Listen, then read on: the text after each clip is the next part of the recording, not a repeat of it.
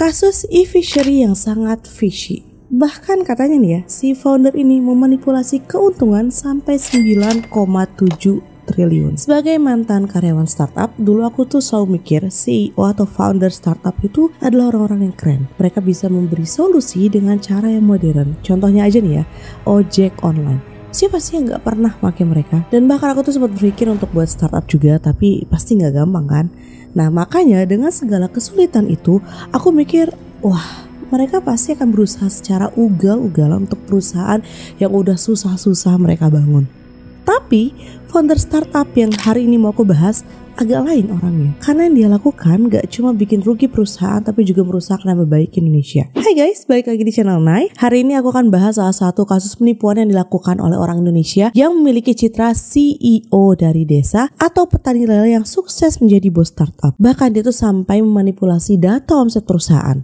Gimana sih kasus detailnya? By the way, kalau kalian suka pembahasan semacam ini, kalian bisa langsung subscribe di channel Nai, karena Nai akan update tiap minggu bawain kasus-kasus menarik kayak gini. Ada juga kisah horor buat kalian yang tertarik, jadi jangan lupa di like dan share biar Nai makin semangat bikin videonya. Nah langsung aja, mari kita mulai. Sebelum mulai ke kasusnya, aku akan bahas latar belakang dari startup ini dan siapa sih foundernya.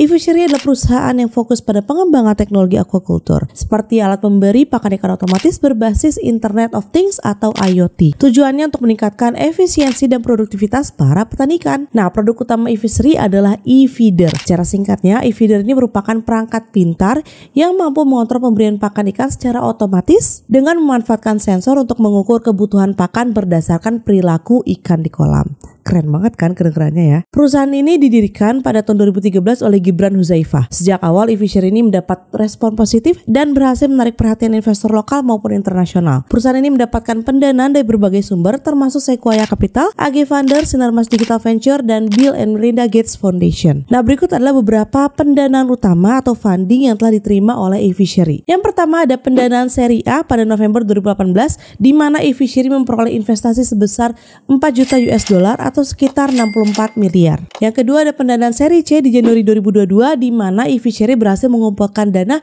sebesar 90 juta US dollar atau sekitar 1,2 triliun. Dan yang ketiga pendanaan seri D pada Juli 2023 di mana e-fishery menerima pendanaan terbesar mereka hingga saat ini yaitu 200 juta US dollar atau sekitar 3,2 triliun rupiah. Jadi secara keseluruhan hingga Juli 2023 e-fishery telah mengumpulkan total pendanaan lebih dari 224 juta US dollar. Dan pada tahun 2023 e-fishery mencapai status unicorn dengan valuasi lebih dari 1,4 miliar US dollar atau hampir 22,8 triliun dan menjadikan e-fishery sebagai salah satu startup paling sukses di Indonesia dalam bidang agritech dan perikanan. By the way, buat kalian yang nggak tahu, valuasi ini kasarannya adalah harga perusahaan itu. Dan nilai valuasi ini didapat dari hasil analisis menyeluruh berbagai faktor seperti kinerja keuangan perusahaan, aset, potensi pertumbuhan, dan kondisi pasar. Nah balik lagi, bahkan e-fishery ini berhasil menampilkan iklannya di Bursa Efek New York NYSE yang terletak di Wall Street, Amerika Serikat. Gibran selaku founder juga diundang di beberapa forum berita luar negeri untuk mengenalkan startup hasil karya anak bangsa ini. Gibran Huzaifah, founder e-fishery, memulai karirnya sebagai peternak ikan lele saat masih menjadi mahasiswa jurusan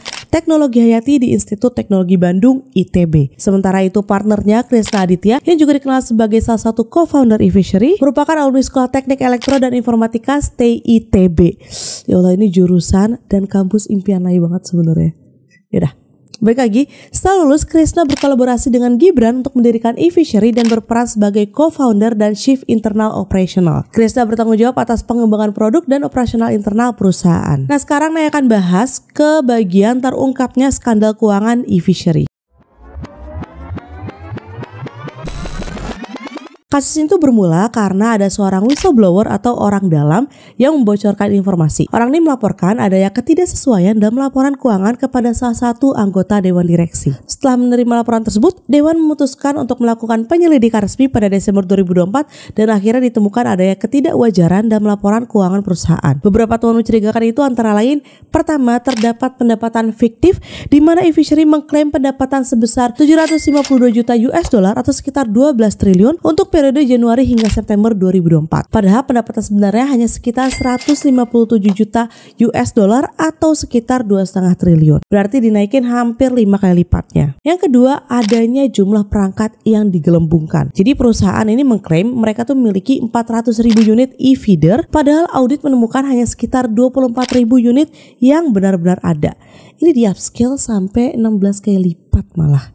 Ngeri banget kan? Nah, yang terakhir ada juga laporan tentang keuntungan palsu, di mana laporan eksternal menunjukkan keuntungan sebesar 261 miliar rupiah, sementara laporan internal menunjukkan kerugian yang mencapai 578 miliar. Jadi bukannya untung, malah sebenarnya perusahaan sudah rugi. Dan diperkirakan total manajemen menggelembungkan pendapatan hampir menyentuh angka 600 juta US dollar atau sekitar 9,76 triliun. Dan nilai sebesar ini hanya untuk transaksi dalam 9 bulan hingga September tahun lalu. Hal ini terungkap dalam draft laporan setebal 52 halaman yang beredar di antara para investor, yang berarti lebih dari 75% pendapatan yang dilaporkan oleh e-fishery diduga merupakan angka yang palsu. Praktik manipulasi ini diduga telah berlangsung selama beberapa tahun, dimulai sejak 2018 dengan tujuan untuk menarik minat investor dan meningkatkan valuasi perusahaan. By the way, perlu dicatat bahwa angka-angka yang tadi aku sebut adalah estimasi berdasarkan temuan investigasi awal dan dapat berubah seiring dengan perkembangan penyelidikan lebih lanjut. Nah, jadi gimana sih cara perusahaan ini melakukan penipuan atau manipulasi data? Nah, aku akan jelasin simpelnya ya. Jadi untuk menutupi kebohongan ini, e-fishery diduga membuat 2 set laporan keuangan.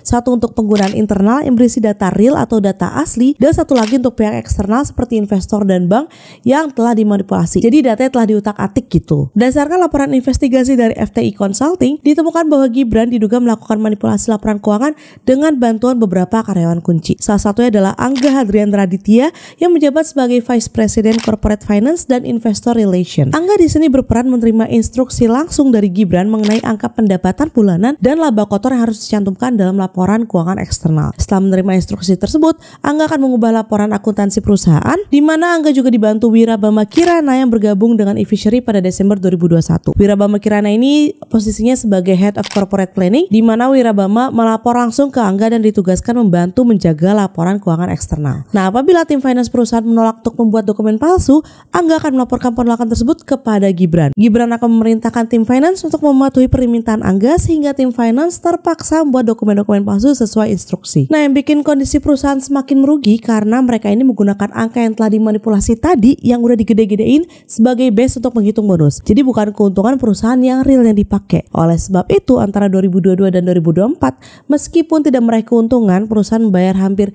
3 juta US dollar atau sekitar 49 miliar rupiah untuk bonus kinerja. Selain itu, e-fishery membagikan sebanyak 1,3 juta US dollar atau senilai 21 miliar dalam bentuk bonus karena keberhasilan funding yang tidak disebutkan dalam laporan. Setengah dari jumlah tersebut diberikan kepada Angga, sementara 40% diberikan kepada Wirabama Kirana dan tim corporate planning di bawah Wirabama menerima sisa 10%-nya. Selain itu, perusahaan juga diduga membentuk perusahaan cangkang sejak tahun 2018 yang bertujuan untuk mencapai target pendanaan seri A sebesar 4 juta US dollar. Jadi perusahaan cangkang ini yang melakukan transaksi fiktif biar apa? Biar mereka tuh dapat meningkatkan angka pendapatan dan menarik minat investor. Berdasarkan informasi, dugaan skema penipuan di e-fishery ini melibatkan beberapa individu kunci dalam perusahaan. Selain mantan CEO, CPO, dan orang-orang yang tadi udah aku jelasin, terdapat indikasi bahwa sekitar 10 karyawan lainnya juga terlibat secara aktif dalam praktik manipulasi laporan keuangan perusahaan. Dan menanggapi temuan tersebut, pada Desember 2024, Gibran Huzaifah dicopot dari posisinya sebagai CEO e-fishery. Selain itu, co-founder dan Chief Product Officer Krishna Aditya juga diberhentikan karena dugaan manipulasi laporan keuangan perusahaan. Hingga saat ini, baik Gibran maupun Krishna belum memberikan pernyataan resmi terkait dugaan penyelewengan dana di e-fishery. Namun istri Gibran, Gresa Gunawan, menyatakan bahwa klarifikasi akan diberikan pada waktu yang tepat. Sampai awal Februari 2025, kasus ini masih dalam tahap investigasi oleh pihak berwenang. Saat ini proses hukum sedang berlangsung untuk menentukan status hukum dari kedua mantan eksekutif e-fishery. Jika terbukti bersalah, Gibran dan Krishna dapat menghadapi tuntutan pidana terkait tindak pidana korupsi dan penipuan UU nomor 31 tahun 1999 tentang pemberantasan tindak pidana korupsi. Ancaman hukuman untuk tindak pidana tersebut dapat berupa pidana penjara, denda, serta kewajiban mengembalikan kerugian negara atau pihak yang dirugikan. Namun hingga saat ini status hukum Gibran dan Krishna masih berstatus terperiksa dan belum ada penetapan tersangka secara resmi.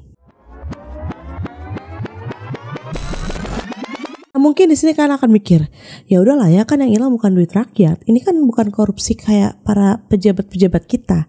Tapi nggak sesimpel itu guys, karena kasus ini menimbulkan kekhawatiran di kalangan investor. Perusahaan e-fishery sendiri bahkan sampai melakukan PHK terhadap sekitar 100 karyawan dan terdapat indikasi akan terjadi gelombang PHK berikutnya pada Februari 2025. Gak cuma itu aja, Indonesia juga terkena imbas dari kasus ini, seperti hilangnya kepercayaan investor lokal atau internasional kepada Indonesia karena dianggap tidak berintegritas. Sehingga efeknya investor akan lebih selektif atau bahkan tidak mau lagi invest ke startup asal Indonesia. Bahkan kasus e-fishery ini sampai diberitakan di portal media luar loh. Kalian bisa kebayang gak sih impactnya sebesar apa? Selain dari sisi investor, kita sebagai masyarakat atau usernya pasti kehilangan kepercayaan dong terhadap perusahaan digital dan startup di Indonesia. Masyarakat mungkin menjadi lebih skeptis terhadap layanan dan produk yang ditawarkan oleh startup. Nah by the way, sebelum kasus e-fishery ini pernah juga terjadi kasus penipuan serupa yang jujur aja aku dan suami adalah salah satu korbannya. Mungkin dari kalian ada yang tahu Tanifan?